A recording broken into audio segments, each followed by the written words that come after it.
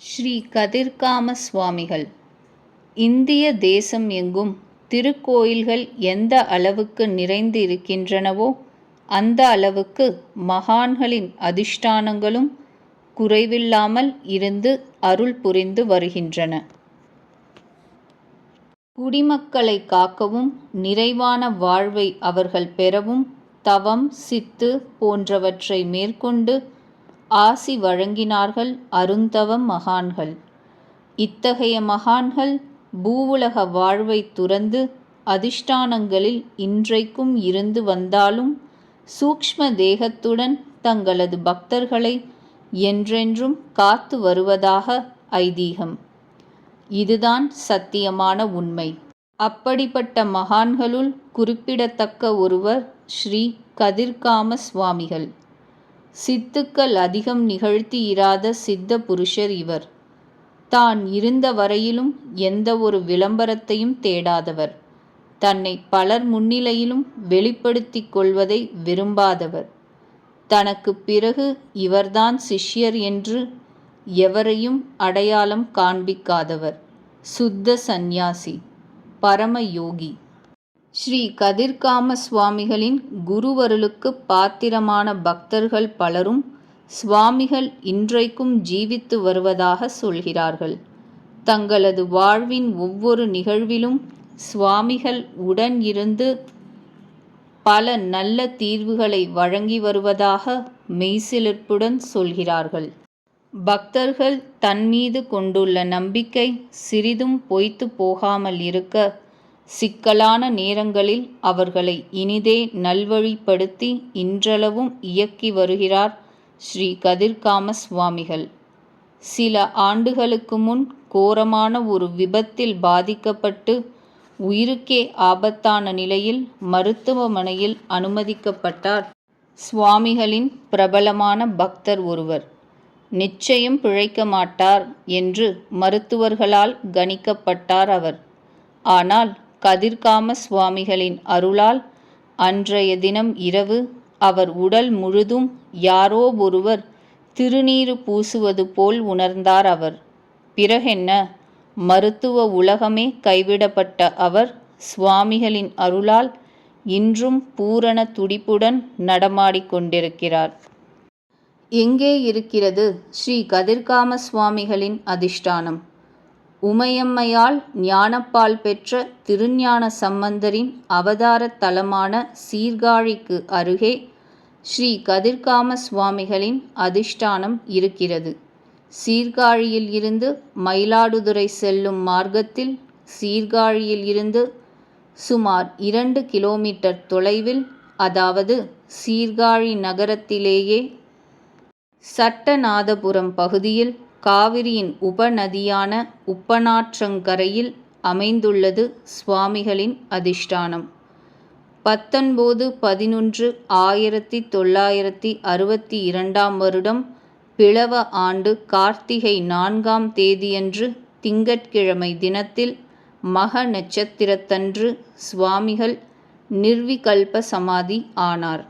அதுவரை சீர்காழி தெருக்களில் நடமாடி பக்தர்களை ஆசிர்வதித்து வந்த ஸ்ரீ கதிர்காம சுவாமிகள் இப்பொழுது அதிஷ்டானத்தில் இருந்தபடியே நகரையும் தம் மக்களையும் காத்து வருகிறார்.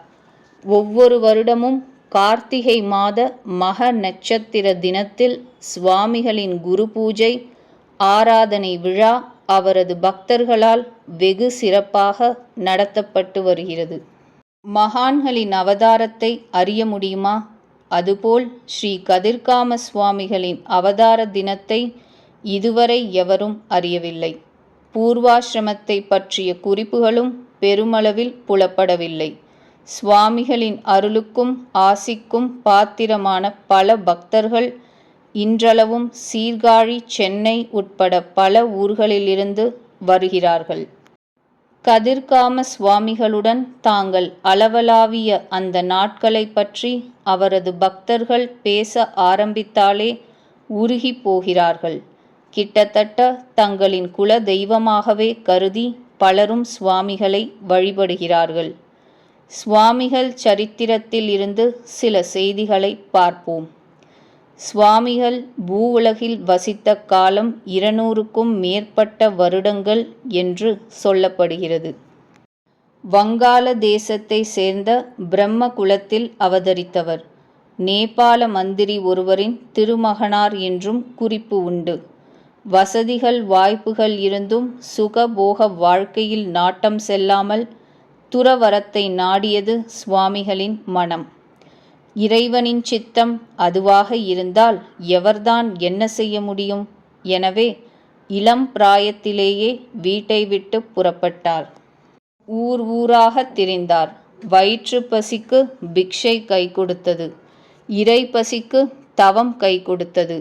பல நாட்கள் பயணம் செய்து பல ஊர்களை கடந்து ஆன்மீகத்தின் தாயகமான இமயமலைச் சாரலை அடைந்தார். தவசீலர்களின் சொர்க்கபுரியான இமயம் இவரை இருகரம் நீட்டி வரவேற்றது. ஏகாந்தமான சூழ்நிலையில் தன் தவத்தை துவங்கினார். ஸ்ரீ கதிர்காம சுவாமிகள் இமயமலையில் தவம் இருந்த காலத்தில்தான் ஸ்ரீ ஞானானந்தகிரி சுவாமிகளை, அதாவது திருவண்ணாமலை அருகே திருக்கோவிலூர் தபோவனத்தில் அதிஷ்டானம் கொண்டுள்ள மகான் சந்தித்தார்.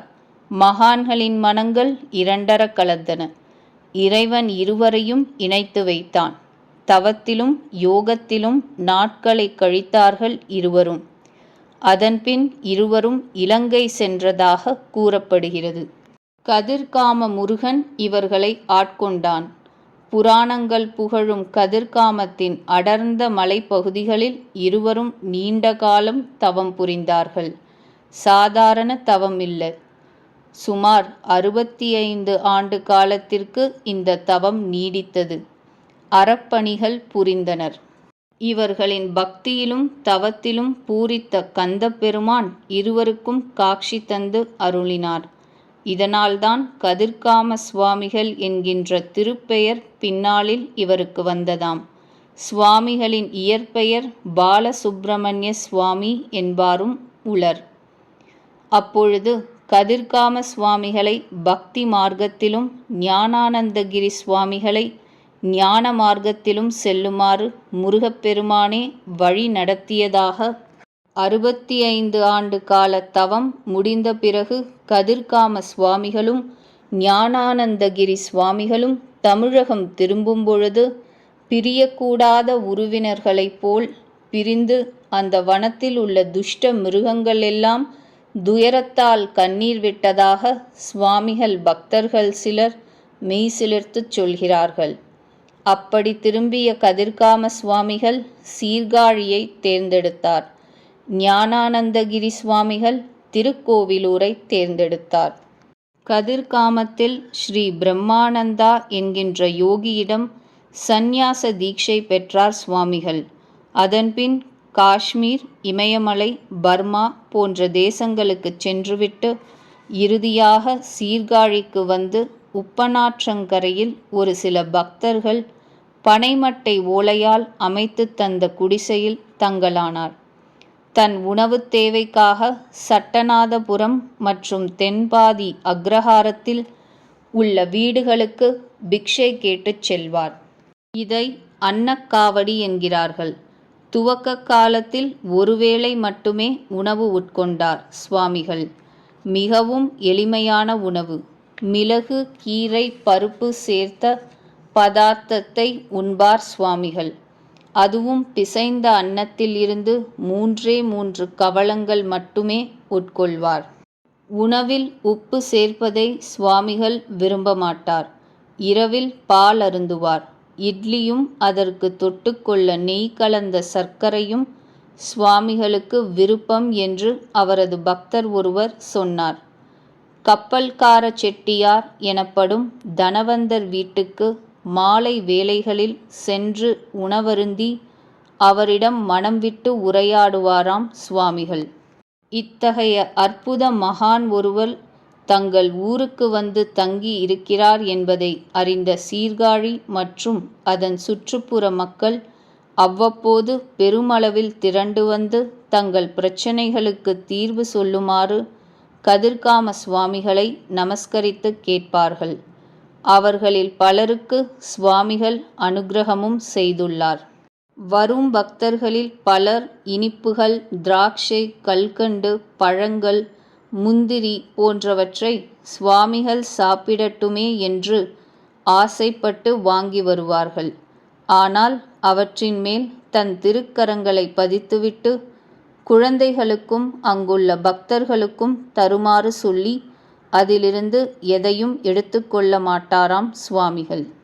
ஸ்ரீ கதிர்காம சுவாமிகள் உப்பனாற்றங்கரைக்கு வந்து ஓலை குடிசையில் அமர்ந்த காலத்தில் அந்த பகுதியே காடு போல் காட்சியளித்ததாம். பிறகு சுவாமிகளின் முயற்சியால் ஏற்றம் போட்டு நீர் இறைத்து அந்த பகுதியையே மணக்கும் நந்தவனமாக மாற்றினார். நந்தவனமாக இந்த பகுதி மாறுவதற்கு முன் ஏராளமான பாம்புகள் இங்கே நடமாடுமாம். அவற்றுள் சில பாம்புகள் சுவாமிகளின் திருமேனி மேல் விழுந்து சுற்றி கொள்ளுமாம். சுவாமிகளும் ரொம்ப சுவாதீனமாக, சரி போ, உன் இருப்பிடத்துக்கு போ, சிலர் உன்னை பார்த்து பயப்படுகிறார்கள் என்று சொல்ல உடலிலிருந்து பாம்புகள் தரையில் இறங்கி ஊர்ந்து அகன்றுவிடும். இந்த காட்சியை நேரில் பார்த்த அன்பர்கள் இன்றைக்கும் இருக்கிறார்கள். தன் பக்தர்களிடம் பாம்பை கண்டு பயப்படாதீர்கள், அதை பார்த்தவுடன் ஜெய் சீதாராம், ஜெய் சீதாராம் என்று சொல்லுங்கள். அடுத்த கணமே அவை நம் கண்ணுக்கு தெரியாமல் போய்விடும் என்பாராம் சுவாமிகள். அடியார்களுக்கு அன்னதானம் செய்வதென்றால் கொள்ளை பிரியம் சுவாமிகளுக்கு. தினமும் குறைந்தது 16 பரதேசிகளுக்காவது தன் கைப்பட அன்னம் எடுத்து கொடுப்பாராம் சுவாமிகள். எது இருக்கிறதோ இல்லையோ, தயிர் அன்னமும் ஊறுகாயும் நிச்சயம் இந்த அன்னதானத்தில் இடம்பெறும். அன்னதானம் முடிந்து சாதுக்கள் புறப்படும்போது அவர்கள் கைச்செலவுக்கு பணமும் கொடுத்து அனுப்புவாராம். இதெல்லாம் சாதாரண நாட்களில் நடக்கும் அன்னதானம். விசேஷ தினங்கள் என்றால் கேட்கவே வேண்டாம். சீர்காழியில் வசிக்கும் ஒருவர் தன் தந்தையார் கூறியதாக நம்மிடம் சொன்னார். பூசணிக்காயை சாம்பாரில் போடுவதற்காக உளியால் அதை சரசரவென்று வெட்டுவார்களாம். கத்தியால் நறுக்கிக் கொண்டிருந்தால் நேரம் போதாதாம். 2 கைகளாலும் பிடிக்கக்கூடிய அளவில்தான் லட்டு தயார் செய்யச் சொல்வாராம் சுவாமிகள். சாம்பார் இருக்கும் மிகப்பெரிய அண்டாவில் குனிந்து அதை எடுக்க முடியாது என்பதால் ஒரு வாளியில் கயிறு கட்டித்தான் சாம்பாரை எடுத்து பரிமாறுவார்களாம். அப்படியென்றால் அந்த அண்டா எத்தனை பெரிதாக இருக்கும் என்று யோசியுங்கள். கேட்கவே மலைப்பாக இருக்கிறது. இதையெல்லாம் பார்த்து அனுபவித்தவர்கள் எத்தனை பாக்கியம் பெற்றவர்கள். சுவாமிகளின் அனுபவங்களை பல பக்தர்களும் நெகிழ்ந்து போய் சொல்கிறார்கள். அவற்றுள் சிலவற்றை சொல்கிறோம். பேச்சு சரியாக வராத தன் பெண்ணை கூட்டி வந்தார் ஒரு அம்மணி. இருவரையும் உப்பனாற்றில் மூழ்கிவிட்டு வரச் சொன்னார் சுவாமிகள். தரிசித்துவிட்டு நம்பிக்கையுடன் புறப்பட்டார்கள். அவர்கள் ஊர் போய்ச் சேருவதற்கு முன்பாக பாதி வழியிலேயே அந்த பெண்ணுக்கு பேச்சு அக்ஷர சுத்தமாக வந்துவிட்டதாம். சதா எந்நேரமும் மது குடித்தே தன் வாழ்க்கையை தொலைத்துவிட்ட ஒரு அன்பர் சுவாமிகளை தரிசிக்க வந்தார். தான் சம்பாதிக்கும் பணத்தில் பெரும் பகுதியை இதற்கே செலவழித்ததால் குடும்பம் நிர்கதியாக போய்விட்டது. வீட்டிலும் நிம்மதியில்லை. அந்த மதுப்பிரியருக்கு கதிர்காம சுவாமிகளிடம் போனால் எல்லா பிரச்சனைகளுக்கும் தீர்வு கிடைப்பதாக சொல்கிறார்களே, நாமும் போய்த்தான் பார்ப்போமே என்ற எண்ணத்தில் உப்பனாற்றங்கரைக்கு சுவாமிகளின் குடிசைக்கு வந்தார் அந்த மதுப்பிரியர். வந்தவரின் மனதில் உள்ள எண்ணத்தை புரிந்து கொள்வதில் சுவாமிகளுக்கு சிரமம் இருக்குமா என்ன? வந்த மதுப்பிரியரின் கையில் ஒரு சொம்பை கொடுத்து உப்பனாற்றில் இருந்து தண்ணீர் எடுத்து வருமாறு சொன்னார் சுவாமிகள். அவரும் குழப்பத்துடனே உப்பனாற்றுக்கு போய் நீர் முகர்ந்து வந்து சுவாமிகளிடம் கொடுத்தார். அதை 10 நிமிடங்கள் தன் கையில் வைத்திருந்தபடியே அவரிடம் சில விஷயங்களை பேசினார் சுவாமிகள். பிறகு அந்த சொம்பு நீரை அவரிடம் கொடுத்து குடிக்கச் சொன்னார். அந்த சொம்பு நீரை மடமடவென்று குடித்து முடித்த அவர் அதிர்ந்து போனார். காரணம், மதுவில் இருக்கும் அதே சுவை கொஞ்சமும் குறையாமல் அந்த நீரிலும் இருந்ததுதான். சுவாமிகளின் அருளால் சாதாரண குடிநீர் இப்படி மாறிப் போய்விட்டிருந்தது. அன்பரே, பாவம், எத்தனை நாட்களுக்குத்தான் கடைக்குப் போய் காசு கொடுத்து வாங்கி குடிப்பீர்கள்? இன்று ஒரு நாளைக்காகவாவது நீங்கள் இலவசமாக குடிக்கலாமே என்றுதான் இப்படிச் செய்தேன் என்றார் சுவாமிகள் புன்னகையுடன். வந்திருந்தவருக்கு வெட்கமும் அவமானமும் சேர்ந்து கொண்டது. கண்ணீர் மல்க சுவாமிகளின் திருப்பாதங்களில் விழுந்து மன்னிப்பு கேட்டுக்கொண்டார். நாளை முதல் குடிக்கிற எண்ணம் உனக்கு வருதான்னு பார் என்று சொல்லி அனுப்பினார் சுவாமிகள். என்ன ஆச்சரியம்! மறுநாளிலிருந்து அந்த அன்பர் குடிப்பழக்கத்தை அறவே நிறுத்திவிட்டார். இதை சுவாமிகளிடம் வந்து சந்தோஷமாக சொல்லிவிட்டு போனார் அவர். சில நேரங்களில் சுவாமிகள் தனியே அமர்ந்திருப்பார்.